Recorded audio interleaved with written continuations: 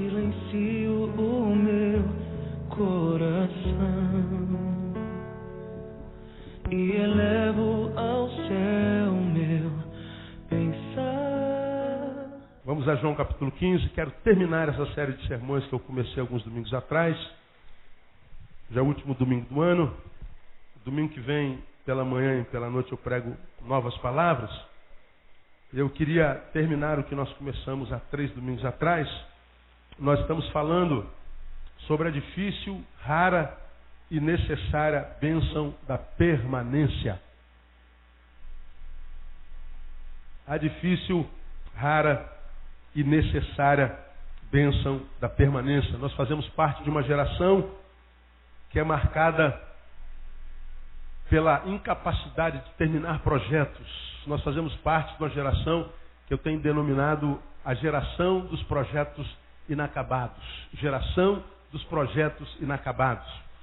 Eu fico impressionado quantos projetos nós começamos no início do ano, quantos sonhos nós consagramos e apresentamos ao Senhor, quantas caminhadas nós iniciamos, mas é impressionante como tão poucos seres humanos conseguem permanecer e chegar até o fim.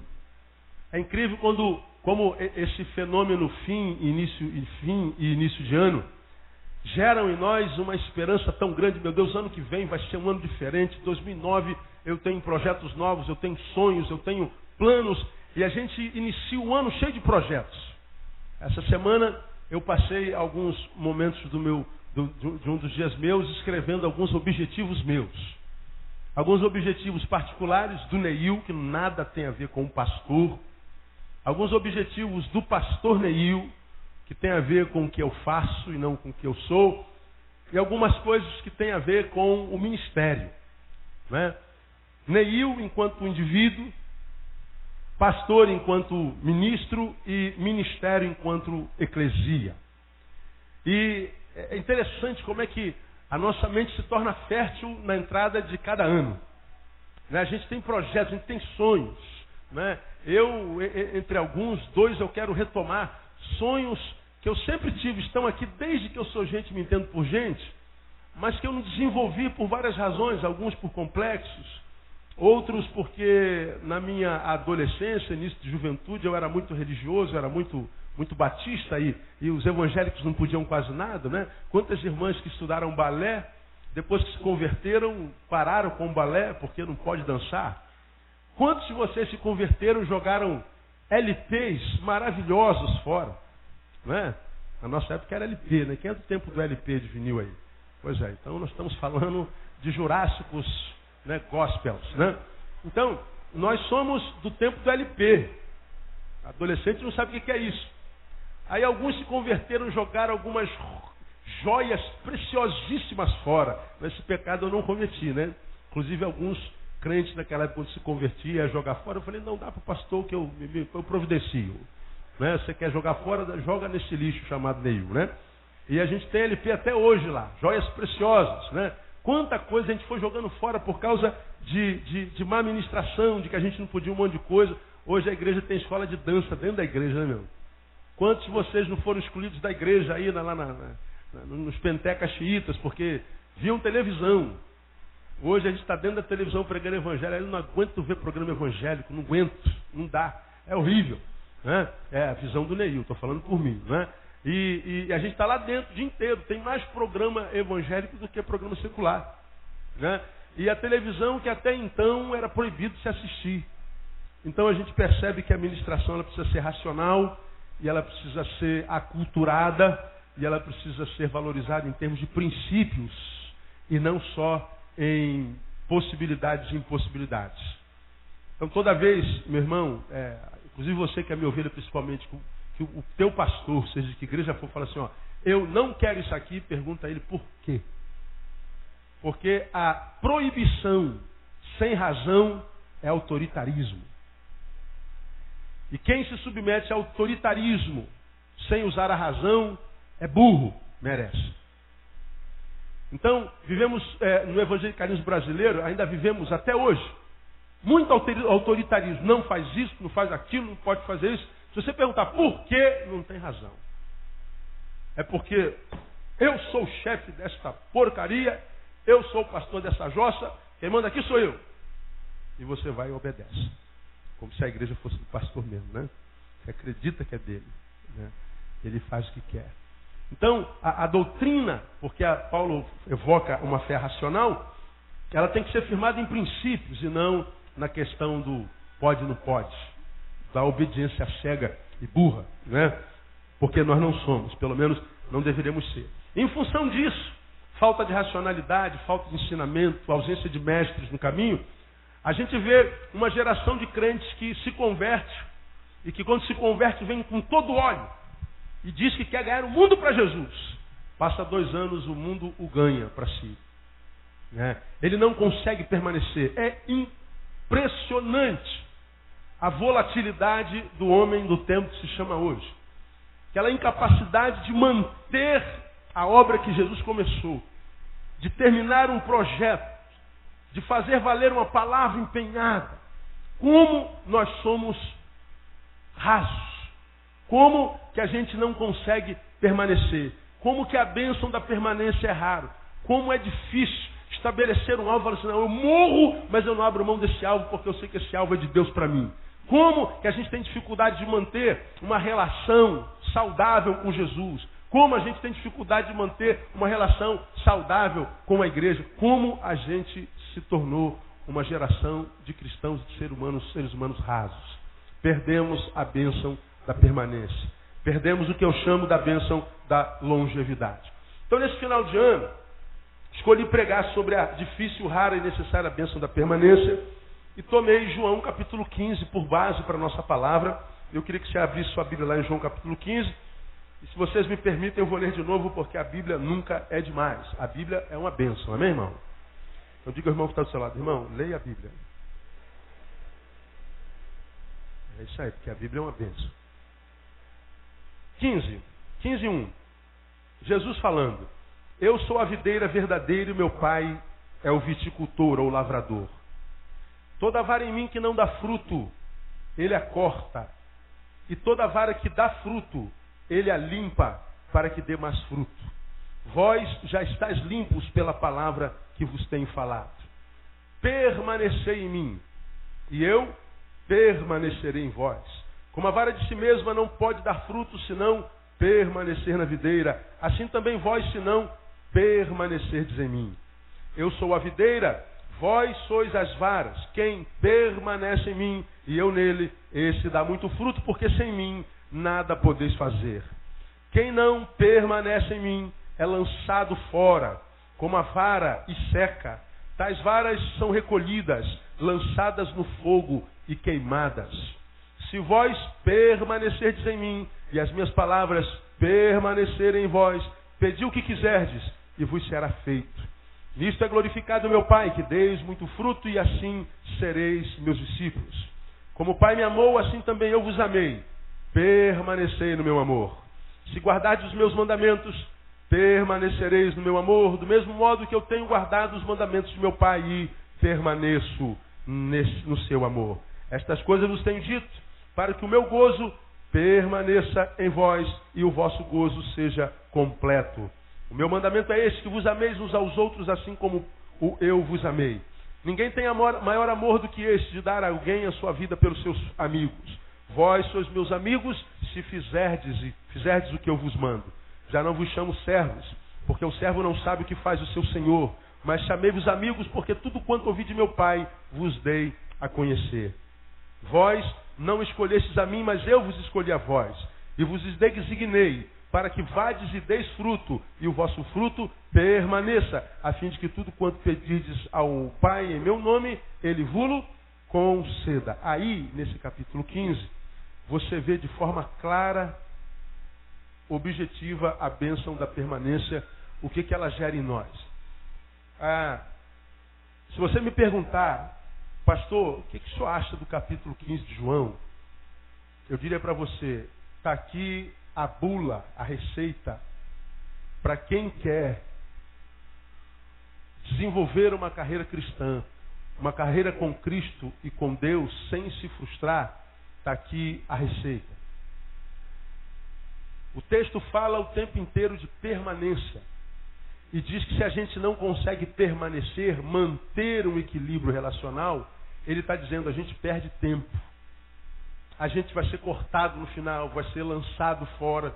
A gente vai pedir, não vai receber, a gente não vai ter gozo completo. Esse texto está dizendo que ele se transforma numa receita para quem não quer só mudar de religião, para quem não quer viver só uma fé comportamental, da roupa para fora. Isso aqui é uma receita para quem quer ir além da aparência, para quem quer transcender a mediocridade humana e espiritual, para aquele que quer ser visto como um bom ser humano e um bom crente, mas muito mais além do que do diagnóstico desse irmão que está sentado do seu lado. De repente está aí olhando para mim e diz, o pastor Ney é uma bênção. É porque você diz que eu sou uma bênção, pelo que você me vê pregado aqui. Agora, o que você sabe de mim segunda-feira, terça-feira, quinta-feira, sexta-feira, sábado, domingo, quando não tem culto? O que você sabe a meu respeito quando eu estou em família com a minha mulher, com as minhas filhas? O que você sabe de mim quando eu estou me relacionando com amigos, quando eu estou na rua, quando eu estou na minha moto? Você não sabe nada. Ou, porque são minhas ovelhas, sabem, conhecem minha família, conhecem alguns dos meus valores, é mais fácil falar de mim. Agora, eu preciso viver uma vida que seja diagnosticado como uma vida abençoada, mas um diagnóstico que não venha só da boca de vocês, da boca dos outros. Eu quero ter um diagnóstico de vida abençoada, mas um diagnóstico que parta de mim mesmo, que me dê a capacidade de olhar no espelho e falar assim, Neil, você é uma bênção, cara. Neil, eu tenho orgulho de ser você. Rapaz, eu tenho orgulho da forma como você desenvolve a tua vida no caminho. Eu tenho orgulho do que você é e do que você faz. Tenho orgulho de ver a sua postura paterna. Tenho prazer em ver a forma como você é marido para tua esposa. Tenho orgulho de ver a forma como você lida com grana. Tenho orgulho de ver a forma como você lida com os amigos, com os inimigos. Tenho orgulho de ver a forma como você lida com Deus. Tenho orgulho do que você é. Esse diagnóstico que parte de nós mesmos. E mais, um diagnóstico que parta de Deus para nós. Deus, quando olhava para Davi, dizia, lá está meu servo Davi, em quem tenho posto o meu prazer. Deus, quando estava, perdoe aí essa analogia, irmão. Deus, quando estava meio depressivo, aí procurava Davi. Deus, quando estava meio triste, ele buscava a presença de Davi. Davi o alegrava. E Davi não era um ser humano corretinho, não. Mas havia alguma coisa em Davi que quando Deus estava com ele, se sentia bem. Foi para Davi e também para Isaías que Deus disse o que Isaías disse a ele antes. Quando você lê o capítulo 1 de Isaías, o vê falando da parte de Deus, a quem enviarei e quem há de ir por mim e por nós? Aí Isaías responde, eis-me aqui, envia-me a mim. Eis-me aqui. Quando você vai lá no capítulo 58, isso foi no primeiro, no 58 de Isaías, você vê Deus falando a Isaías que se ele cuidasse da viúva, do órfão, se ele fosse solidário, se ele fosse um ser humano como ser humano tem que ser, se ele fosse alguém cuja fé e religião fosse além do verbo e da forma e da aparência, se ele fosse gente como gente tem que ser, Deus está dizendo, então tu orarás e eu te direi, eis-me aqui. No início, Isaías diz para Deus, eis-me aqui. No final, Deus diz para Isaías, eis-me aqui. Quem é que não quer ouvir isso de Deus? Clamar e ouvir de Deus, eis-me aqui, Neil. Eu escutei a tua voz, e a tua voz eu não posso deixar passar em branco. Quem é que não quer ser uma pessoa, uma casa na qual Deus tem prazer de morar? Há um grupo no Brasil que compôs uma canção que diz, cujo tema é Casa Favorita. Eu quero ser, com essa música, o lugar onde você gosta de estar. Eu quero ser tua casa favorita. Quero ser o teu altar. Eu quero ser tua casa favorita. Eu quero ser o lugar onde você gosta de estar. Então essa é a única forma de desenvolver uma relação com Deus. Senão, a gente vive uma vida de frequentador de templo. Você vai se tornar como a maioria desses crentes que a gente vê. Tem crente, irmãos, é assustador. O cara se levanta no culto 10 vezes, cara. Não sei se ele tem pulga no banco ou se ele tem hemorroida. Cara, não para. Se você perguntar assim, o que aconteceu no culto hoje? Eu não sei, pastor, eu estava no banheiro. Eu estava na cantina, bebendo água, eu estava conversando com as meninas. Só adolescente ali fora eu contei 12. 12. E são pessoas que vêm ao culto direto. Direto. São ovelhas com as quais eu me relaciono há alguns décadas. E da mesma forma como eu conhecia há 10 anos atrás, hoje são. Não evoluíram enquanto gente, não evoluíram enquanto servo de Deus, não evoluíram enquanto nada. São pessoas que estão estagnadas. Meu Deus, não parece que serve ao Deus que a gente serve. Não parece que serve a um Deus do tamanho do nosso. Não parece. Aí se a gente avaliza ou analisa a relação deste ser com Deus, a gente pergunta, onde está a culpa da estagnação deste? Nele mesmo ou em Deus? A gente sabe a resposta e ela é inequívoca. É no indivíduo. E por que muitos indivíduos não evoluem, não andam, não crescem, não conseguem se olhar no espelho e sentir orgulho disso? Não conseguem olhar para a sua vida, olhar daqui, lá para o início do ano e falar assim, caramba, minha vida foi marcada pela bênção de Deus, pela vitória. Minha vida foi marcada pela constância. Passei pelo vale da sombra da morte, naquela época lá em março, caraca, eu pensei que eu não ia suportar. Eu falei, não, dessa vez eu vou chutar o balde, dessa vez eu vou arrebentar a boca do balão, eu não quero saber, eu não vou suportar. Caramba, atravessei março.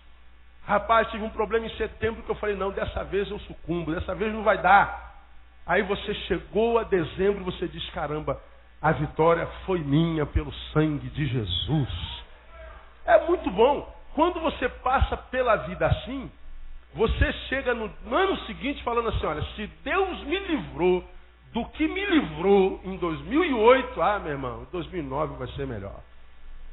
Se eu sobrevivi ao que sobrevivi em 2008, meu irmão, 2009 vai ser o ano da restituição na tua vida, no nome de Jesus. Agora, a gente acredita nisso, a gente proclama isso, a gente declara isso, mas às vezes chega no mês de fevereiro, a gente perdeu o sabor. Nilson Wagner, algum pastor, liga o exaustor, estou morrendo de calor aqui, não estou sabendo porquê, o exaustor está desligado, não está nem tão sol hoje, né? Então, por favor, alguém ligue lá para mim. Então, o que nos falta é a bênção da permanência. É a ideia de entrar o novo ano e olhar para trás e falar assim, caramba, esse ano foi chapa quente, esse ano foi pauleira, foi pedreira, foi complicado, mas eu venci e eu tenho orgulho de mim. Não terminei como eu queria ter terminado, mas eu terminei. E eu tenho orgulho disso. Porque se você olhar para o lado, você vai ver quantas pessoas desistiram, não permaneceram. Eu vou dizer mais. Não permanecer não é só estar na igreja. Porque há muitos que estão na igreja, mas não estão em Cristo. Estão na igreja, mas estar na igreja é só um detalhe. Porque está aqui como se estivesse em qualquer outro lugar, não faz diferença nenhuma. Dentro dele já não flui mais rios de água viva. Não tem a bênção da permanência. A bênção da permanência. Então nós vemos que nesse capítulo 15 aparecem 13 vezes a palavra permanecer. Permanecer. E das consequências da permanência. Das consequências da não permanência. Então eu não entrei nem no mérito da questão, nem na profundidade do texto. Eu passei pelo texto, en passant, para a gente discutir como é, pastor, que a gente desenvolve a bênção rara, difícil e necessária da permanência. Como é que eu consigo isso? Aí nós aprendemos. Não descuide da sua vida devocional. Falamos sobre isso um domingo inteiro. O alimento devocional é o alimento que vai além do culto, vai além do domingo, vai além do ajuntamento. A vida devocional é o alimento que vai além do coletivo, é o alimento individual. Esse alimento que a gente tem aqui é imprescindível. É o lugar da nossa comunhão, é o lugar onde a palavra é clarificada ao nosso coração, é o lugar onde nós somos treinados para a vida. É o lugar onde nós somos treinados para o mundo. Aqui é a escola. Aqui a gente aprende com o professor, onde Deus esclarece a sua palavra. É importante. Mas eu preciso desenvolver uma vida individual, uma vida devocional. Aquela vida que Jesus fala que é a vida do quarto. Entra no teu quarto em secreto, teu pai em secreto te abençoará. Quem se alimenta só domingo, quem se alimenta só quarta-feira, quem se alimenta só na coletividade, não permanece. Quem se alimenta só do culto, quem se alimenta só no ajuntamento, mais cedo ou mais tarde sucumbe. Você vai, pastor, eu tenho 20 anos de crente. É? Mudou o que na tua vida? Mudou o quê? Tua vida difere do não crente no quê? Do teu interior flui o quê? Mudou o quê? Se for homem, de repente você fala assim, é verdade, pastor, na verdade não mudou quase nada. Porque você só se alimenta domingo. Não é? Por que a igreja no Brasil não influencia a qualidade de vida da sociedade? Porque a igreja só vive a fé no domingo. A igreja só é igreja no ajuntamento. A igreja é uma massa de manobra para pastores pérfidos. A igreja foi transformada numa manada de consumidores. Estava com um pastor essa semana na reunião, aí estávamos preenchendo alguns cadastros, alguma coisa, e aí do meu lado ele preencheu profissão, ele botou empresário. O empresário do quê? Ele vende coisas evangélicas. Ele vende a palavra que prega. Ele vende tudo que é de Deus. Não coloca mais pastor. Porque ele é consumidor, ele está extremamente rico. E a gente, enquanto igreja, é transformado em objeto de consumo. Somos consumidos e consumimos o produto do que eles vendem. E a gente é só isso. Agora, quando acaba o culto, os indivíduos que compõem a massa de manobra não conseguem influenciar a sociedade de modo a, caso fôssemos sal, pudéssemos salgá-la, caso fôssemos luz, a iluminássemos. Porque tudo que a sociedade precisa é de sal, que é para temperar a vida que está sem sabor e para impedir esse estado de putrefação que nós estamos vivendo.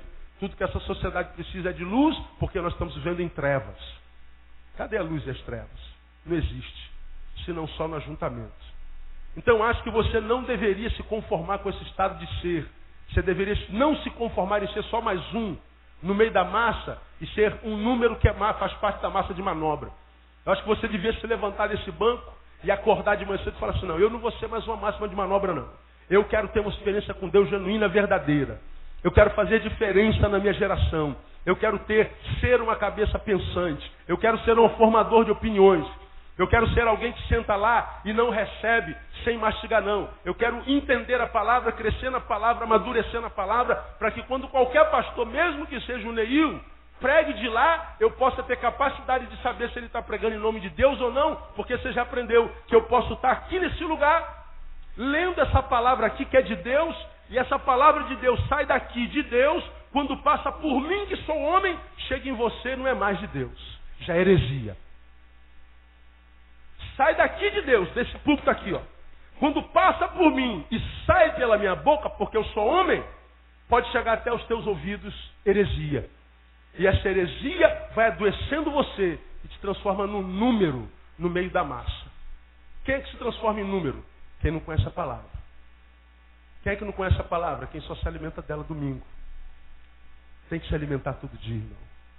Você come todo dia, não come, amém, não? Graças a Deus, né? Come até demais. Come um pouquinho da Bíblia. E não seja daqueles, como eu disse, que olha para a Bíblia e diz, estou contigo e não abro. Não faça isso, pelo amor de Deus. Aprendemos como é que a gente alcança a bênção da permanência, vida devocional. Segundo, cuidado com as suas amizades. Preguei sobre isso domingo passado.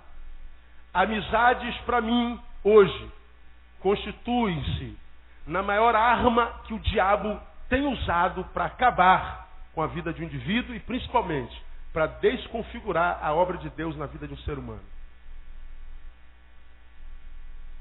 Pegue 2008 e veja quantos amigos seus se perderam. Quantos se furnaram na droga. A semana passada tivemos um suicídio de uma pessoa que foi membro da nossa igreja. Enforcou-se. Foi forca, não foi, Miguel? enforcou-se.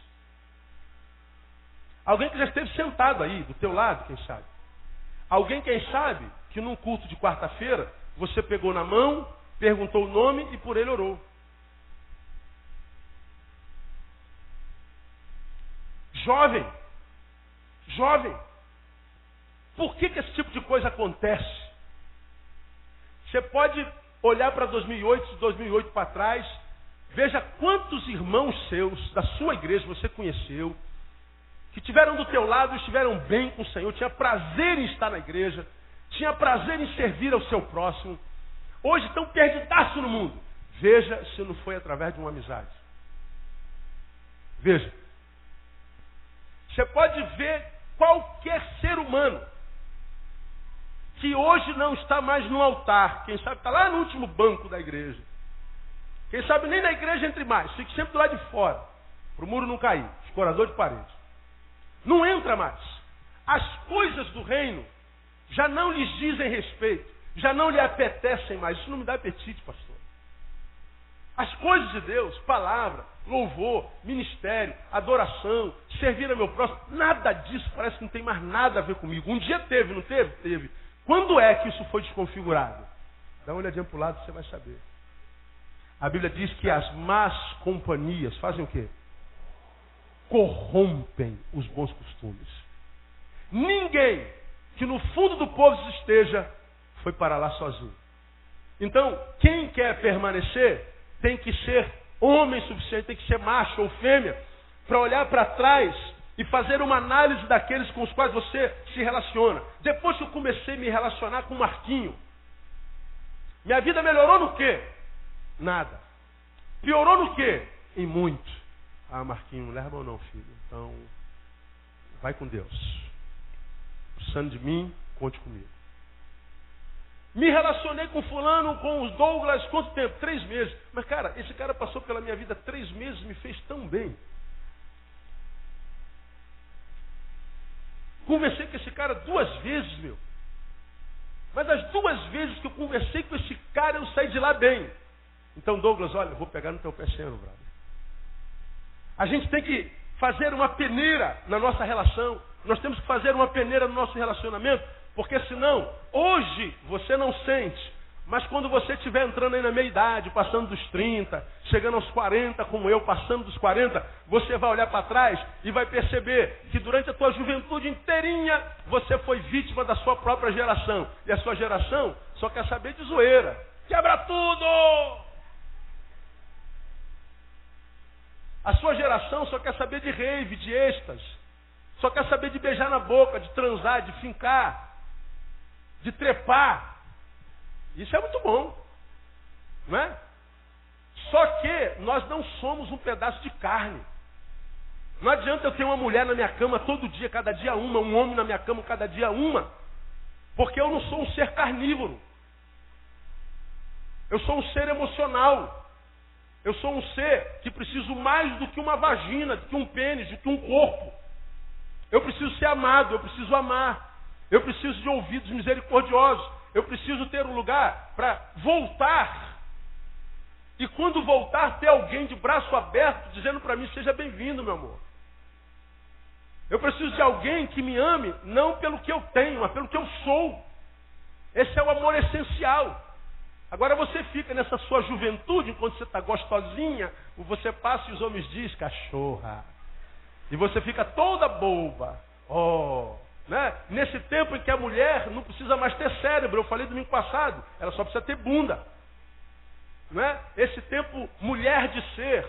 Que tempo é esse? É o tempo de mulheres hortifrutigranjeiras. Mulher melancia, mulher jaca, mulher morango, mulher... Esse é o jeito mulher de ser. Cara, esse cara é maluco, meu. Esse cara é doido. Como é que ele fala um negócio desse? Estou falando alguma mentira? Não.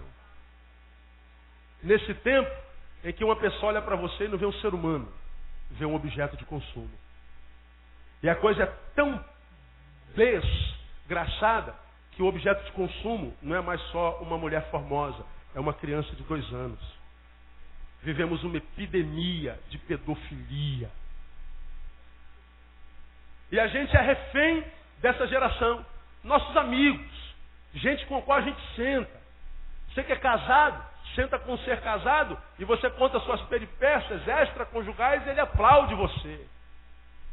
Quando seu casamento acabar e você descobrir porque acabou o casamento, a mulher que você tinha em casa, o marido que você tinha em casa, quando tua amizade de infância acabar e você descobrir que tipo de amigo era aquele, como era um fiel amigo, agora não tem mais jeito, aí você vai chorar sozinho, porque amigos dessa geração só estão conosco enquanto a cerveja está na mesa. Amigos dessa geração só estão conosco enquanto o som está ligado. Agora, quando acaba o baile, quando acaba a lourinha, quando o choro domina a ambiência, você vai perceber que você vai chorar sozinha. Então a gente precisa medir as nossas amizades. E falei que isso inclusive dentro da igreja. Porque dentro da igreja nós estamos do lado de um monte de gente que não vale nada. Dá uma olhadinha para o lado, vê se esse irmão tem cara de quem vale ou não vale.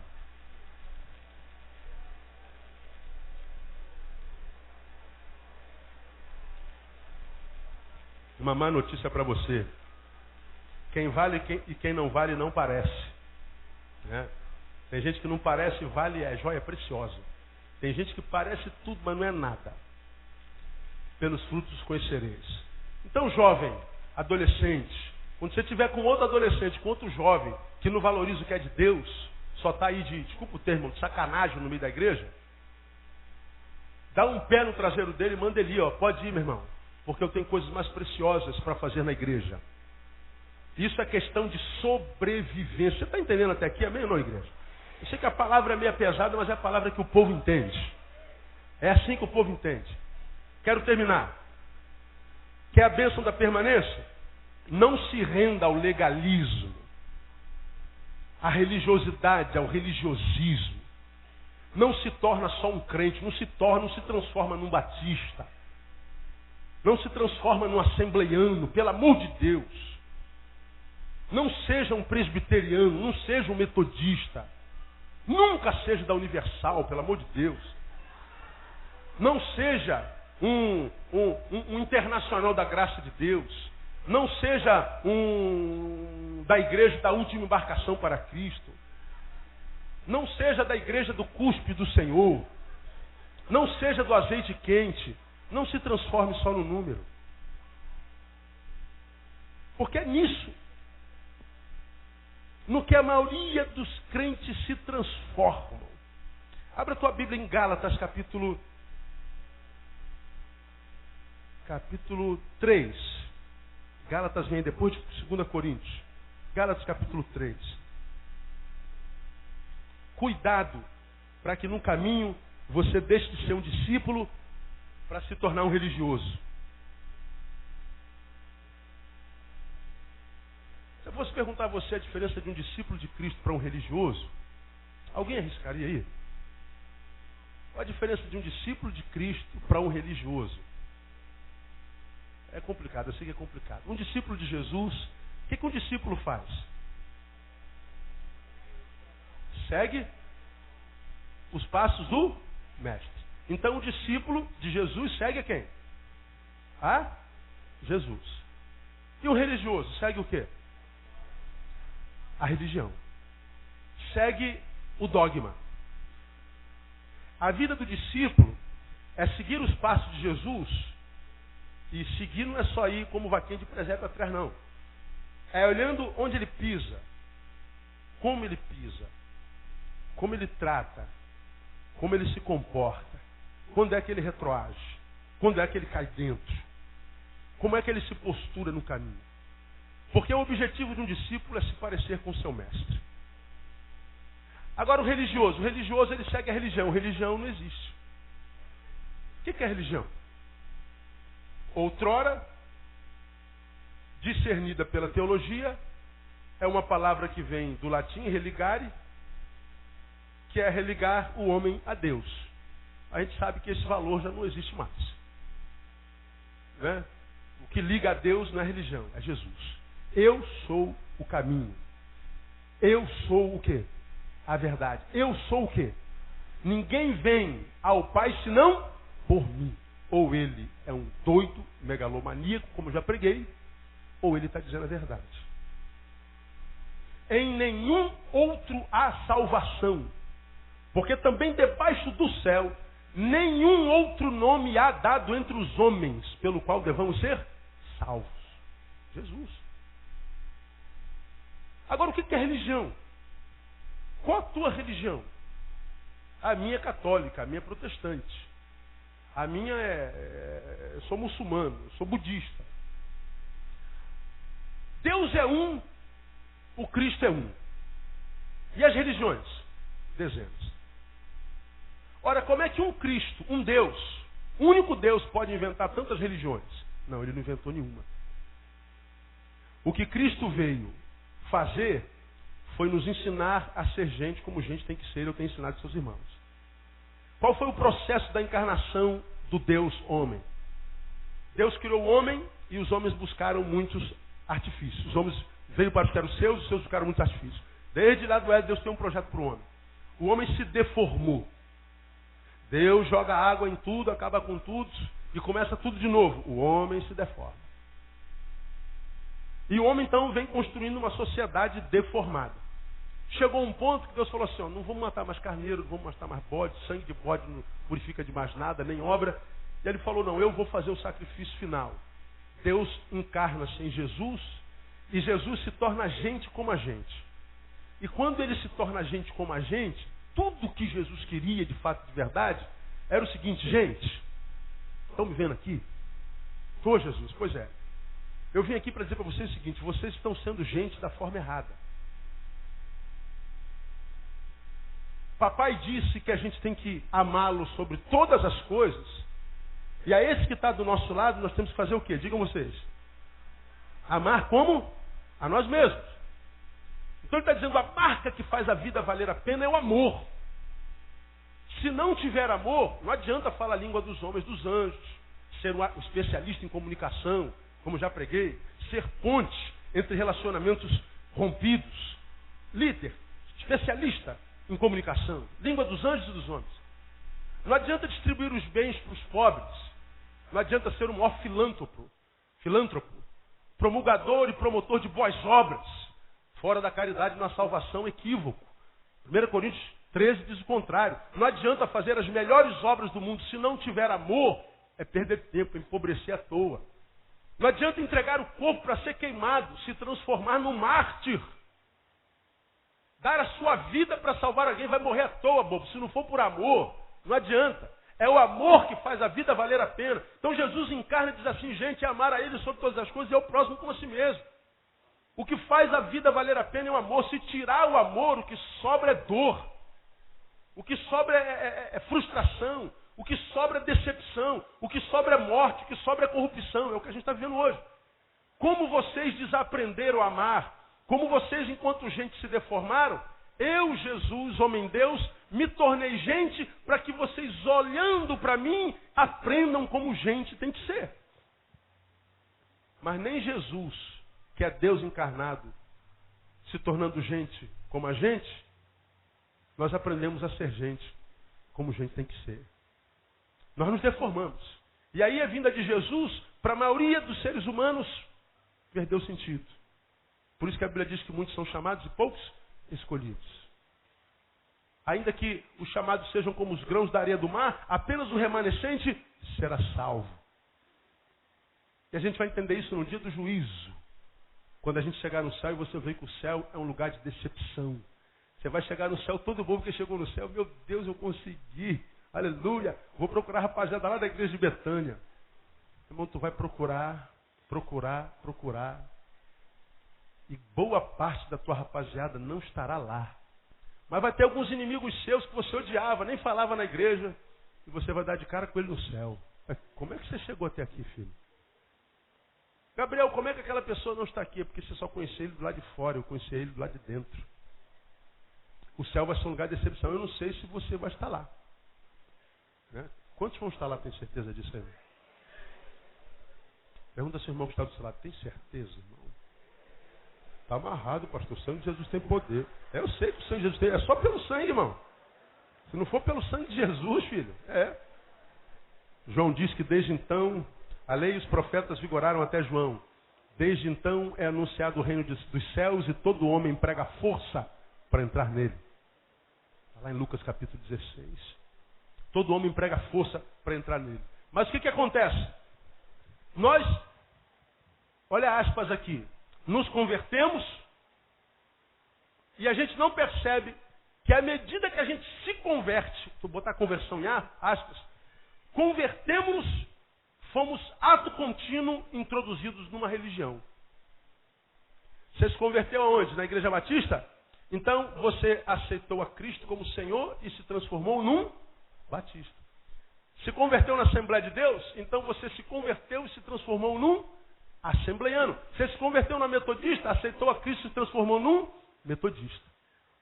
Então parece que na realidade terráquea hoje, não tem como a gente aceitar a Cristo e não ser tatuado por uma religião.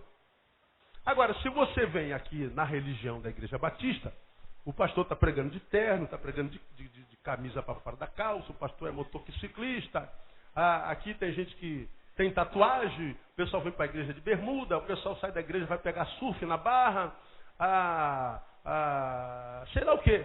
Tem academia de judô, de jiu-jitsu, karatê, tem skatista, tem ministério esportivo. Aqui o cara vive uma vida muito legal, porque a gente não controla a vida de ninguém, nem tenta, nem quer. Aí tu vai na igreja aqui do lado, terminou o culto aqui, aí tá descendo uma olha ali. Só que tu veio para cá de bermuda. Se tu chegar ali de bermuda, aonde é que o senhor pensa que vai, senhor Bronson? Isto aqui não é outro senão a casa de Deus.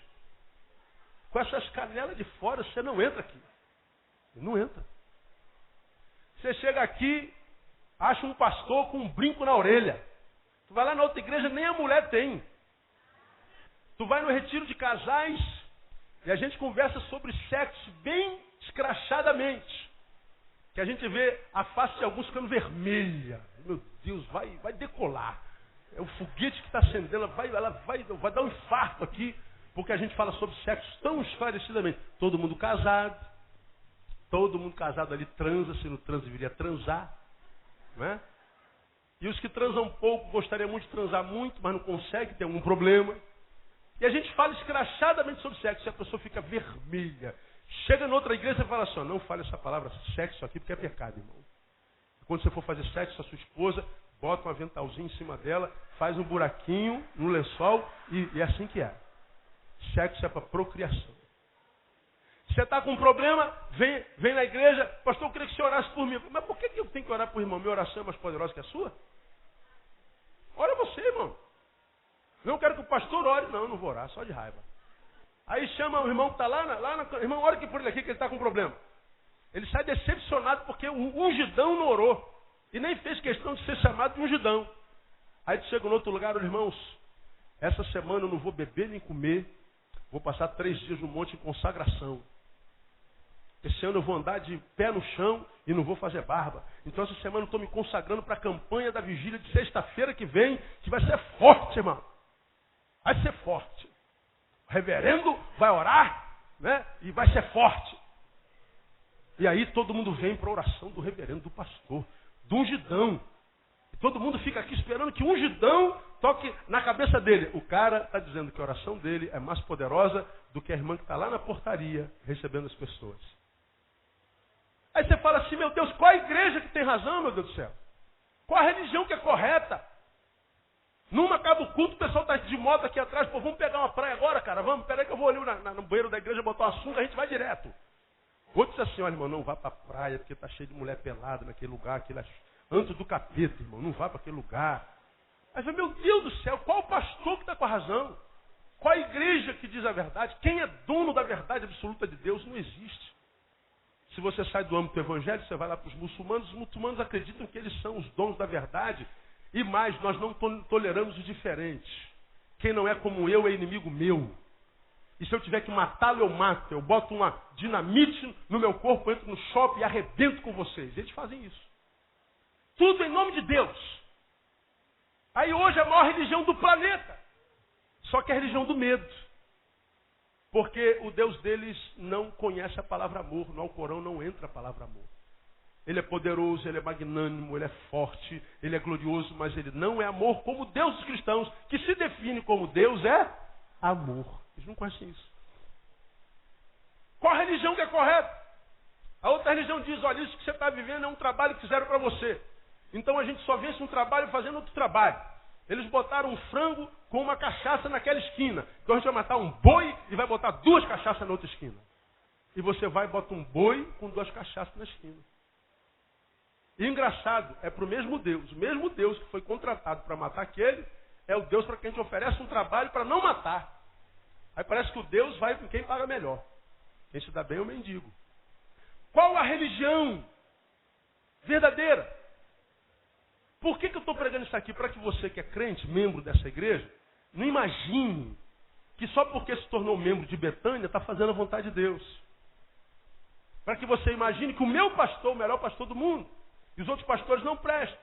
Que a prática religiosa dessa igreja é a mais correta. Isso é na tua visão e na visão do outro. Quem te garante que você não está equivocado? Quem me garante que eu não estou equivocado? Ora, para eu bater o martelo em cima das minhas teses, das minhas teologias, das minhas ministrações, eu tenho que saber o que eu estou falando. Eu tenho que ser apto para responder por que se prega o que se está pregando. Por que se proíbe ou não proíbe o que está se proibindo e não proibindo. A nossa fé precisa ser racional, é Romanos capítulo 12.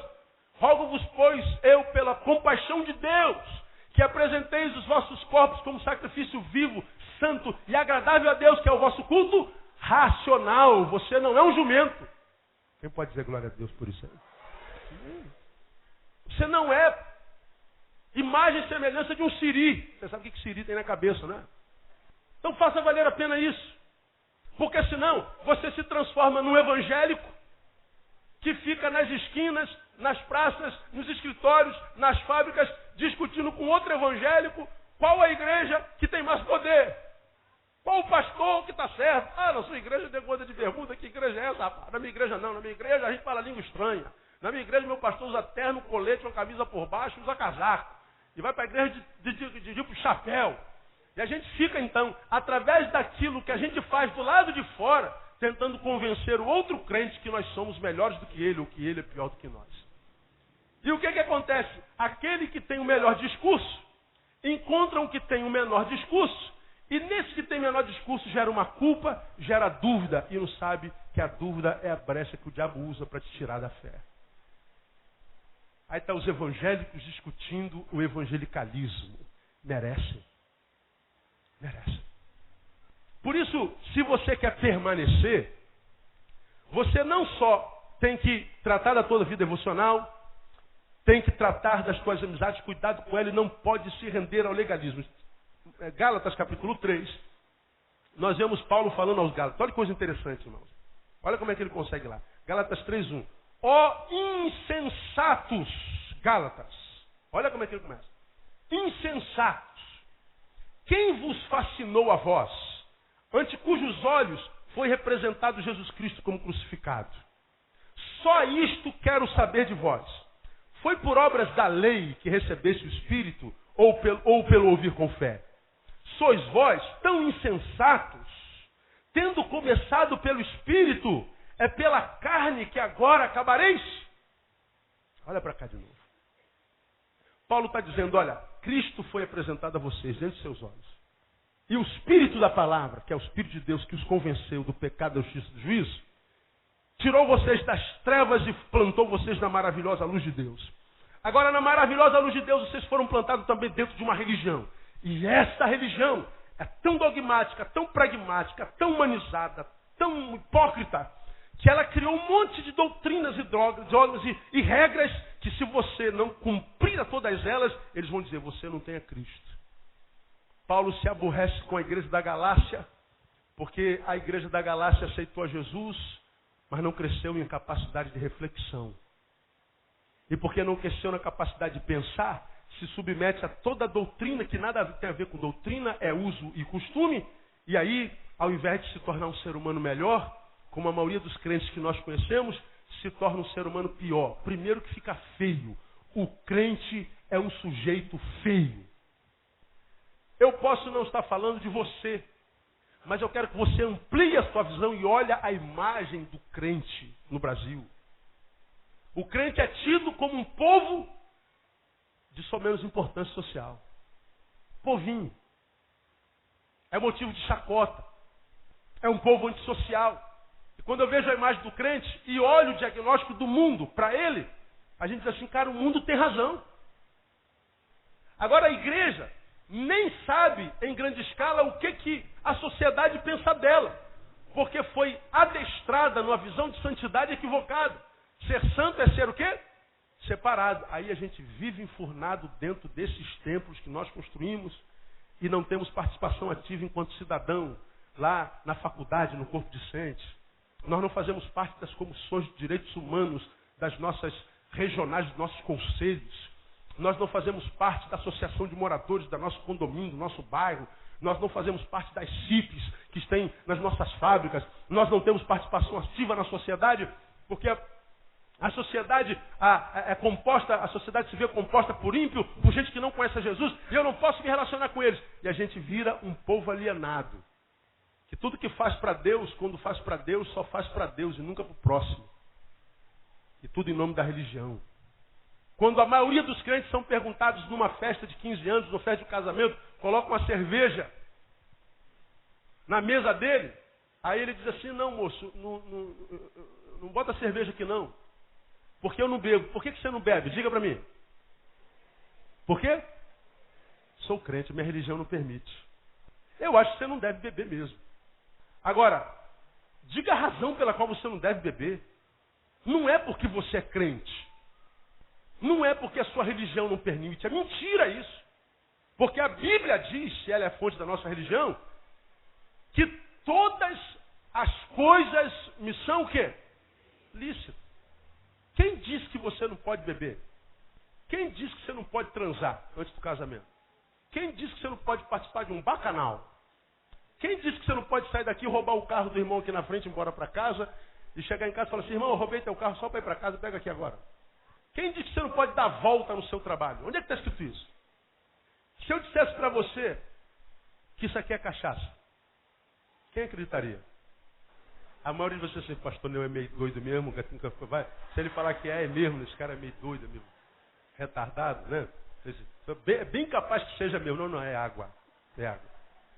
Agora suponha que fosse 51. Boa ideia, né? E eu tomasse um copo de 51. Quem é que me impediria? Quem me proibiria? Se eu tirasse de um bolso aqui um cigarro agora, quem vai me proibir? Ninguém. Por que eu não faço? Porque eu não preciso do álcool. Porque eu não necessito do cigarro. Por que eu não me corrompo? Porque o Senhor transformou a minha vida. Eu não tenho necessidade de me corromper, de me prostituir, de matar. Eu não vou destruir o templo do Espírito Santo de Deus. Eu não tenho carência desse negócio. Eu não vou defraudar o meu irmão, porque a palavra de Deus que eu sirvo diz que eu tenho que amar esse irmão. Eu preciso respeitar aquele irmão porque eu quero ser respeitado por ele. A Bíblia diz que tudo que quereis que os homens os façam, fazei o vós também a ele. Isso não tem nada a ver com religião. Agora a maioria de nós se conforma e diz, a minha religião não permite. Agora quando você diz que a tua religião não permite fazer uma coisa que o homem sem religião ama fazer, você está dizendo assim, então quer dizer que para eu ser da tua religião tem que deixar de fazer o que eu amo? Tem. Então não quero saber de religião. Só que o que você chama de religião, ele entende como Cristo, como palavra de Deus. Não é a tua religião.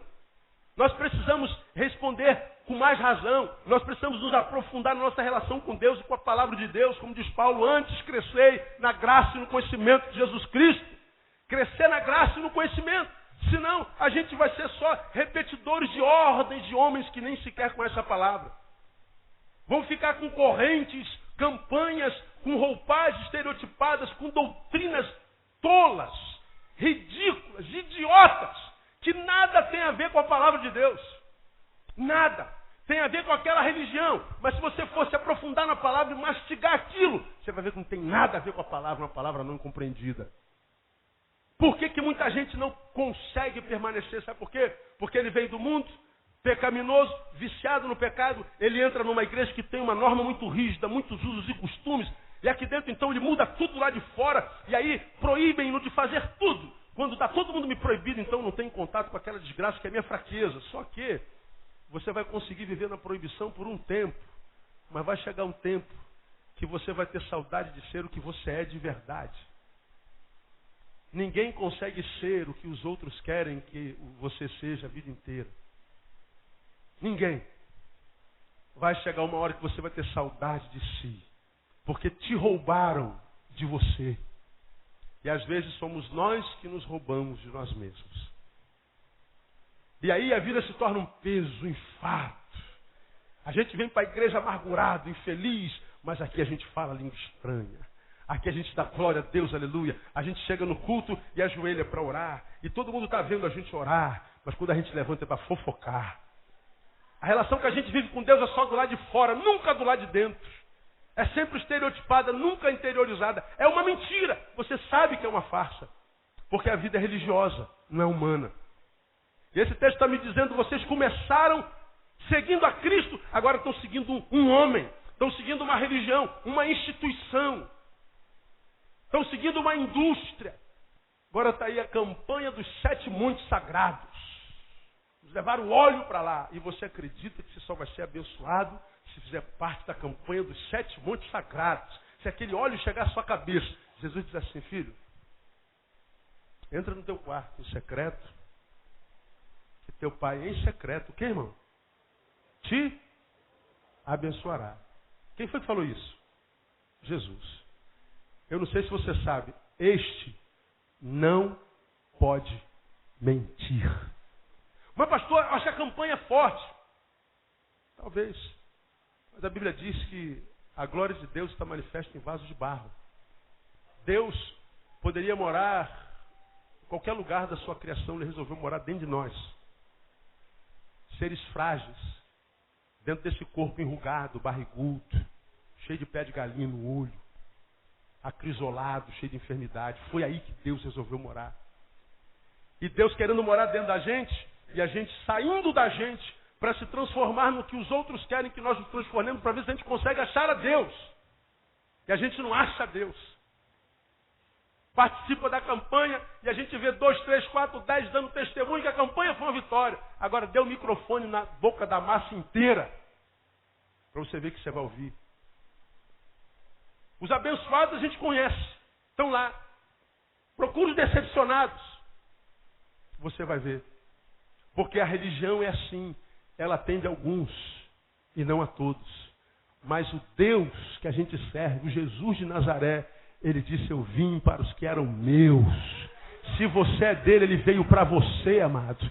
Ele diz, clama a mim e responder-te-ei, e anunciar-te-ei coisas grandes e firmes que você não sabe. Ele fala que se nós permanecermos dele, nós podemos pedir o que quisermos e ele fará. Ó, pastor, eu estou nele, pedi um carro Fusion 2008, ele não me deu. É porque se você estivesse nele, você não pediria um pedido desse. Ele sabe quem está nele até pelo pedido que se faz. Você pensa estar nele, mas você está numa religião. Eu queria terminar minha palavra, o tempo não dá mais. Mostrar para você como é que a gente sabe, irmão, se a gente está caminhando no caminho do legalismo. Como é que eu sei que se eu estou me transformando em um religioso tão somente?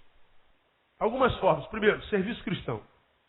O teu serviço, o desenvolvimento prático da tua fé, é mais direcionada ao prédio ou ao ser humano? O teu serviço cristão é mais direcionado para uma instituição ou para o teu próximo? Como é que eu posso saber, pastor? Simples. Quantas pessoas se abençoou essa semana? Versus quantas vezes você vê a igreja essa semana? Porque a instituição geralmente se transforma na fuga dos que não conseguem ser discípulos. Eu não consigo viver vida em Deus, não consigo abençoar ninguém, não consigo viver o caráter da fé cristã, eu não consigo ser o que eu sou no coração de Deus, tenho vergonha na minha fé, não sou canal da bênção de Deus na vida de ninguém, então estou devendo ao Senhor, ao próximo e a mim mesmo. Porque eu sou um devedor de tudo, eu me refugio na religião. E aí eu vou arrumar o teclado, vou arrumar o banco, eu vou pintar a parede, eu vou carregar o fio, eu vou cantar no coro, eu vou dirigir a Sprinter, eu vou, sei lá, vou fazer qualquer coisa na instituição. Que tem valor para Deus, mas que geralmente são coisas que nem crente precisa ser para fazer. Para dirigir a Sprinter não precisa ser crente. Para fazer uma visita ao hospital e dar uma palavra de misericórdia não precisa ser crente. Para lavar o tabernáculo não precisa ser crente. Para limpar o ventilador não precisa ser crente. O que a gente faz para a instituição é muito importante, mas não é o imprescindível.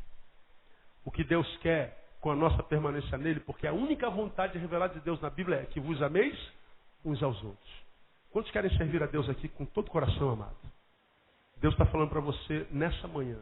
Sirva a alguém. Seja bênção na vida de alguém. Seja um instrumento de Deus na vida de alguém. Seja um instrumento da graça, uma ponte. Estenda a tua mão. Seja uma bênção. Você vai estar cumprindo a lei de Cristo. Se não, você está caminhando para o caminho da religião. Segundo, o outro. O próximo. Faça uma análise sincera diante de você. Difícil é achar sinceridade no religioso. Porque o religioso não se enxerga, não é? Ele enxerga os outros, evidentemente. Então, quando você olha para o próximo, você se incomoda mais com a alegria dele, com a liberdade dele, ou você se incomoda com a miséria dele, com a angústia dele? O que te incomoda mais? Você vê alguém angustiado, você vê alguém na miséria, você vê alguém caído na sarjeta. Isso te incomoda mais do que quando você vê alguém celebrativo, alegre, pujante, alguém que está sempre sorrindo, que é um bobo? O que te incomoda mais? A liberdade do teu irmão ou a desgraça dele? Porque na maioria dos religiosos que eu conheço, incomoda muito mais a alegria do que a miséria. Esse irmão nem parece que é crente, vive sorrindo, meu Deus do céu. Como é que pode? Como é que um crente pode andar com uma barba dessa? Tem que fazer barba, irmão. Crente desse que vive na praia, olha, isso é cor de crente, bronzeadinho. Isso é cor de quem anda no inferno, que é fogo. Como é que pode? Olha aí. Vê se essa irmã tem cara de crente, com essa sobrancelha feita, essa perna raspada. Não pode. Isso é soberba. Aí a pessoa está bonita, a pessoa está alegre, a pessoa se olha no espelho, está feliz, aí aparece um crente. Está dando legalidade, irmão. Olha o leito. Olha o leito, irmão. Porque crente tem que usar coque, irmão. Crente tem que deixar a perna cabeluda, irmão. Crente tem que ser feia. Se der uma vassoura para ela, ela voa. Né? Tem que ser assim. Agora, geralmente não são os homens assim, né? Os homens usam relógio Rolex, terno Yves Saint Laurent. Os homens andam em carros do ano. O homem pode andar bonito, agora a mulher tem que ser feia. Aí o que acontece? A gente se incomoda mais com a liberdade, com a alegria, do que com a miséria. Passa do lado do miserável e finge que não vê. Merece. Passa diante do que está pedindo um par de ouvidos misericordiosos. Não tenho tempo, estou indo para a igreja. Olha para você e pergunta quantas pessoas você foi bênção nesse ano. Mas não perdeu um culto, né? Das 15, um culto das 10, um culto das 18, o culto da segunda, da quarta. Ainda teve tempo de ir lá na campanha da libertação, da missionária do Reteté, do missionário do fogo e da missionária da visão. Pastor muito abençoado aqueles cultos. A gente vê anjo para todo lado, subindo e descendo. É muita profetada, profecia, revelação, adivinhação, glória de Deus. Pastor, a gente se arrepia naquela reunião. Legal. Eu gosto também disso. Agora, quando sai da reunião, você se encontra com quantos miseráveis e abençoa quantos? Não, abençoar não abençoe ninguém. Então você está caminhando para o caminho da religião. Eu quero que você saiba que você é um crentinho. Autodiagnóstico. Você se acha bom ou mal crente? Pode me ajudar? Pergunta, irmão, do seu lado. Bom ou mal? Bom, se você disse mal, eu não vou nem perder tempo com você, porque para você ainda há esperança. Você está bem, você se enxerga. Agora, se você se disse bom crente, deixa eu perguntar para você, bom em função de quê? De almas ganhas ou de comportamento? Não, pastor, eu não bebo, eu não fumo, eu não jogo, eu não transo, eu não calunio, eu não prostituto, eu não prostituo, eu não faço isso, eu não faço aquilo. O Hare Krishna também não bebe, não fuma, não joga. O budista também não. O bom católico também não bebe, não fuma, não joga, não transa, não dá calote, como encontrei aquela mulher na Madureira. É um homem íntegro. O ateu também, que é ético, também não faz nada disso. Então não é comportamento. Contei aqui 3.168 vezes. Aquela história da menina, tem sempre alguém que escuta pela primeira vez, então tenha paciência. De Madureira com a camisa, lembra dessa história? Quem se lembra dessa história aí? Olha lá, minoria, mano. Vou contar de novo. Madureira. Aquela camisa que tem dizeres na frente e acaba com reticência. Né? Tem um corno me olhando. Aí tu já fica com raiva do cara, né? Aí tu vem andando, tu não consegue tirar o olho da camisa, tem um corno me olhando. É branca com pretão. E tu olha pro cara com raiva. Aí ele passa, ele não olha pra tua cara, tu tá olhando pra ele com raiva. Quando ele passa, tu olha com raiva dele. Continua me olhando. O cara ganha uma facada, não sabe por quê. Tem camisa que é assim. Né? Não adianta me sequestrar. Aí atrás, sou professor. Ah, tô duro. Tem essas camisas assim. Vem eu e Madureira. Aí estava escrito lá, eu me lembro. Não bebo, não fumo, não jogo, não transo, não calunio, não dou calote. Não bebo, não fumo, não jogo, não transo, não calunio, não dou calote. Aí a imaginação flui. Né? Por atrás vai estar escrito, essa é a irmã. Jesus mudou a minha vida. O Espírito mudou o meu viver. Nasci de novo, sou nova criatura. Jesus me transformou. Diferente da casa do cara do corno, a gente não olha para ele com raiva. Aí vem a irmã, a gente fala assim, pô, eu também não. Bebo, não fumo, não jogo. Ela passa. Quando ela passa, eu olho, está escrito assim, ó, morri. Confundir um crente com um defunto.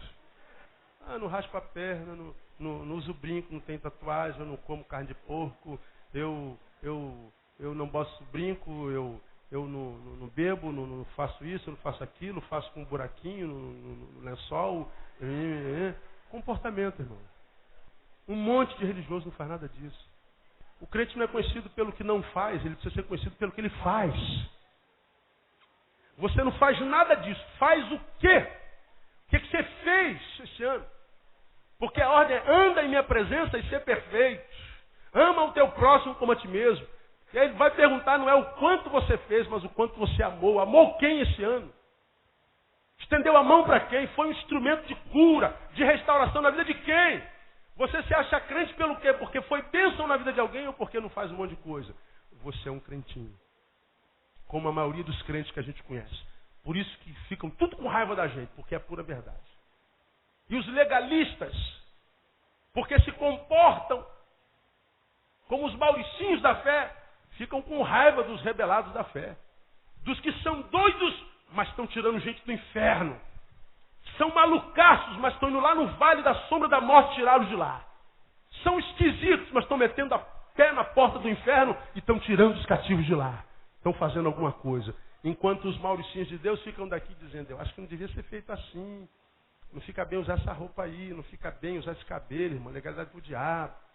Ó, irmã, cuidado como é que a irmã faz de sexo, como é que a irmã lida com seu marido, com a sua esposa. Olha onde é que você senta para comer. Comportamento. O legalista só tem a sua relação com Deus firmada em comportamento. Termino. Falamos sobre serviço cristão, o outro, diagnóstico, e quero terminar falando sobre vida privada e vida pública. Bom, o que você é em público?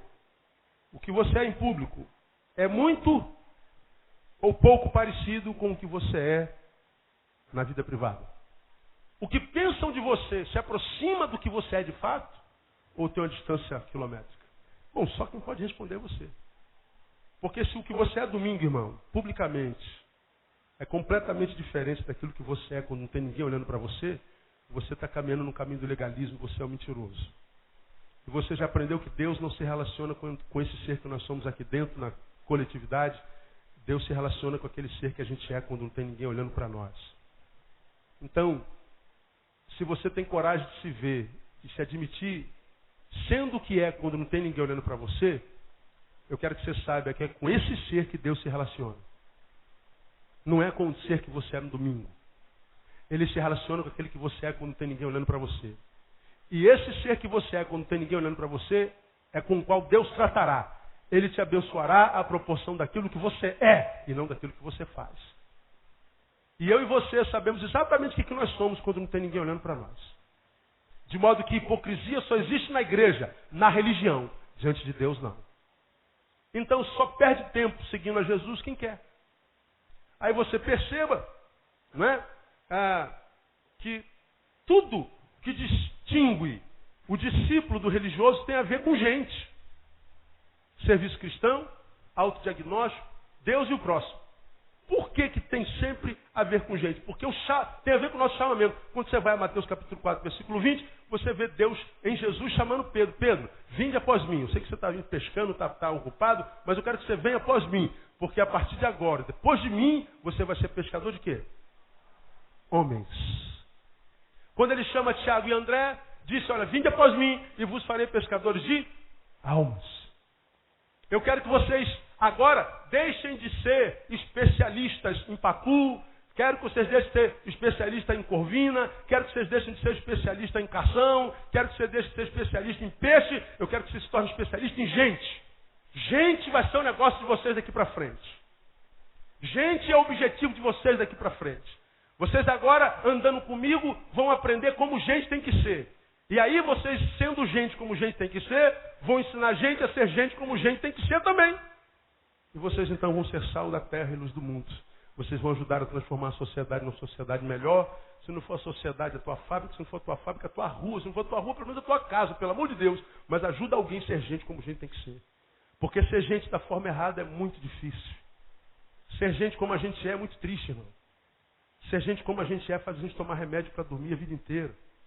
Faz a gente querendo morrer o tempo inteiro. Ser gente como a gente tem sido faz a gente se decepcionar com gente o tempo inteiro. Ser gente como a gente é faz com que a gente diminua o Deus que a gente serve o tempo inteiro. Ser gente como a gente é hoje transforma a gente num religioso que nunca conhece a Deus.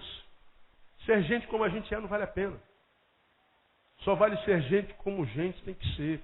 E gente só é gente como gente tem que ser quando é gente parecida com Jesus. E não com gente religiosa, feia, antissocial, que se entristece com a alegria dos outros. Ou você se especializa em gente, ou você se transforma em gente que abençoa a gente, em gente que só entende que será gente como vale a pena ser quando fazer tua vida um canal de bênção, ou então você não permanecerá. Vai ficar na religião a vida inteira. Vai chegar lá no final, vai olhar para trás e vai falar assim, sou crente há 70 anos, pastor, legal. E foi feliz quantos anos? Bom, para mim você vai ter que dizer, fui feliz sempre, pastor. Agora vá para o espelho e responda isso para si. Vá para o espelho e responda isso para aquele cara que está lá te olhando. Porque dizer para mim que você é feliz é fácil, eu acredito. Dizer para vocês que eu sou feliz é mole, vocês acreditam. E se vocês acreditam ou não, não muda nada do que eu sou. Se eu acredito ou não, não muda nada do que você é. Agora, quando a gente vai para o quarto, se olha no espelho e fala assim, Neil, você é feliz mesmo, cabra? Tu tem orgulho do que você viveu, do que está vivendo, do que está fazendo? Você é um ser humano que vale a pena ser? Você acha que quando Deus formou você, Ele estava pensando nisso que você é hoje? É nisso que Deus estava pensando? Porque naquilo que nos tornamos, revela o tamanho do Deus que a gente serve. Porque se você é aquilo que você imagina Deus sonhou para você, você vai saber o tamanho do Deus que você é. Agora, se sendo o que se é, revela um Deus muito pequenininho e você o descobre como sendo um Deus pequeno, então você não é o que você tem que ser. Você pode ser muito melhor. Eu quero dizer, irmão, profeticamente, como de Deus que eu te digo, você pode ser muito melhor do que aquilo que você é hoje, no nome de Jesus. Você pode, mas só será se não ficar esperando por esse que está do teu lado. Porque a gente não é melhor à medida da proporção que nos servem. A gente se torna melhor à medida da proporção que nós servimos. Quem não serve, não serve para Deus. Que Deus vos abençoe nesse final de ano, início de ano, com a bênção da permanência.